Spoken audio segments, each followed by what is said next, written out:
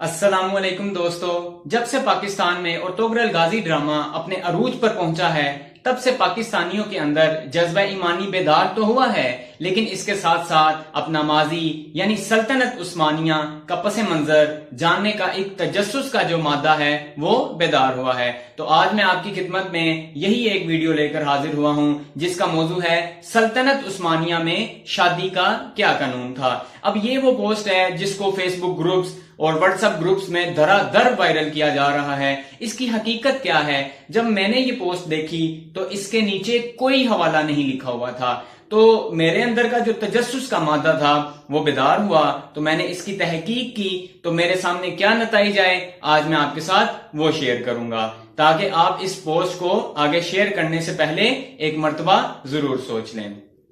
تو دوستو، سب سے پہلی بات یہ ہے کہ آپ کے پاس کوئی بھی ایسی پوسٹ آتی ہے کسی بھی عنوان سے، چاہے کوئی حدیث ہے چاہے قرآن کی کوئی آیت ہے، تو آپ یہ دیکھیں کیا اس کا کوئی حوالہ دیا گیا ہے یا نہیں دیا گیا، کیونکہ یہ آج کل سوشل میڈیا پر یہ چیز عام ہو چکی ہے کہ کسی کا کوئی اپنا شعر ہے وہ علامہ اقبال کے ٹیمپلیٹ کے ساتھ لگا کر اس کو وائرل کر رہا ہے، تو اسی طرح سے کوئی کسی کا شعر ہے وہ فیض احمد فیض کے نام سے اس کو وائرل کر رہا ہے۔ تو یہی چیز دیکھنے میں آئی جب سلطنت عثمانیہ کا جب نام ہوا یہاں پہ دوبارہ، اور اس ڈرامے کی بدولت ہم سب کے اندر ایک تجسس بیدار ہوا کہ ہم بھی جانیں، تو یہ جو من گھڑت تحریریں ہیں وہ پبلش ہونا شروع ہو گئیں۔ تو وہ کیا قوانین تھے جو لوگ نہیں جانتے، جن تک ابھی یہ پوسٹ نہیں پہنچی، میں ان کو بتا دیتا ہوں۔ پہلے وہ قوانین کیا تھے، اس کے بعد جو میں نے تحقیق کی وہ کیا تھی۔ تو سب سے پہلا اس کا جو قانون تھا وہ یہ تھا کہ 18 سال کا جو شخص ہے، ایک شخص جو 18 سال ہو چکا ہے، اس کی شادی کروا دی جائے گی، ٹھیک ہے، اس کو مجبور کرے گی حکومت کہ آپ شادی کر لو۔ یہ اس کی پہلی شق ہے۔ قانون کی جو دوسری شق ہے وہ یہ ہے کہ اگر کوئی شخص 25 سال کا ہو گیا ہے لیکن اس نے شادی نہیں کروائی تو یہ دیکھا جائے گا کہ آیا اسے کوئی بیماری ہے۔ اگر وہ بیماری اس قابل ہے کہ وہ شادی نہیں کروا سکتا تو یقیناً پھر اس کا عذر تسلیم کر لیا جائے گا۔ اگر کوئی ایک شخص جس کا کوئی عذر نہیں ہے، کوئی اس کو بیماری بھی نہیں ہے، تو پھر ریاست اس کو مجبور کرے گی کہ وہ 25 سال کا ہو گیا ہے تو وہ شادی کروائے۔ اب اس قانون کی تیسری شق کیا ہے؟ تیسری شق یہ ہے کہ ایک شخص جو 25 سال کا ہو گیا ہے لیکن وہ کہتا ہے میں شادی نہیں کروانی، میرا من نہیں کرتا، میں نہیں کروانا چاہتا شادی، میری مرضی ہے، حکومت کا کیا عمل دخل ہے اس میں؟ تو حکومت ایسے شخص پر ٹیکس لگا دیتی ہے۔ ٹیکس کتنا لگاتی ہے؟ یعنی اس کی جتنی بھی آمدنی ہے اس کا 25% اس نے حکومت کو ٹیکس دینا ہے۔ اب حکومت کیا کرے گی اس پیسے کا؟ حکومت ان لوگوں کی شادی کروائے گی جو شادی تو کرنا چاہتے ہیں لیکن ان کے پاس پیسے نہیں ہیں۔ یہ تیسری شق ہے اس قانون کی۔ اس کے بعد چوتھی شق ہے اس کی کہ 25 سال تک ایک جوان، اس کی عمر 25 سال ہو گئی ہے لیکن وہ شادی نہیں کروا رہا تو اس کو کوئی بھی سرکاری نوکری نہیں ملے گی۔ پھر میں دوہرا رہا ہوں کہ ایک جوان جو 25 سال کا ہو گیا لیکن شادی نہیں کروا رہا تو اس کو سرکاری نوکری نہیں ملے گی، اور جو پہلے سے سرکاری نوکری کر رہا ہے اور اس کی عمر 25 سال ہو گئی ہے تو اس کو نوکری سے نکال دیا جائے گا، ٹھیک ہے۔ اور اس کے بعد جو پانچواں اس کا قانون تھا وہ یہ تھا، یہ بہت زیادہ انٹرسٹنگ ہے، کہ 50 سال کا جو بڈھا ہے، ایک 50 سال کا شخص جو امیر بھی ہے، تو اس کو حکومت مجبور کرے گی کہ وہ دوسری شادی کروائے۔ ایک امیر شخص 50 سال کا بڈھا، حکومت زبردستی کرے گی دوسری شادی کروا۔ اگر وہ کہتا ہے نہیں میں نہیں کروانا چاہتا تو حکومت اس کو مجبور کرے گی کہ وہ 3 فقراء کی جو کفالت ہے اس کا ذمہ اٹھائے۔ اب اس کے اگلے پوائنٹ کی طرف چلتے ہیں، وہ ہے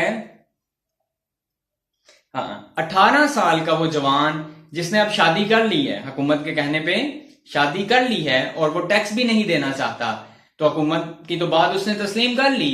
اب حکومت کیا کرے گی؟ اس کو سپورٹ کرے گی۔ سپورٹ کس طرح سے کرے گی؟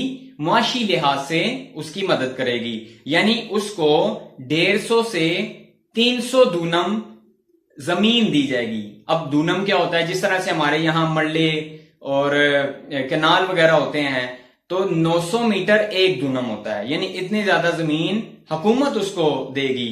اس سے اگلا پوائنٹ جو ہے قانون، شادی کا جو قانون ہے اس میں یہ ہے کہ ایک شخص جس نے 18 سے 25 سال کے درمیان شادی کر لی ہے لیکن وہ اپنے اندر ٹیلنٹ رکھتا ہے، ابیلٹی ہے، کام کر سکتا ہے، لیکن اس کو کام نہیں مل رہا تو حکومت اس کو زمین نہیں دے گی۔ حکومت کیا کرے گی؟ حکومت اس کو 100 لیرہ دے دے گی۔ لیرہ ان کی کرنسی ہے، یعنی سلطنت عثمانیہ میں آج بھی ترکی میں لیرہ کرنسی چلتی ہے۔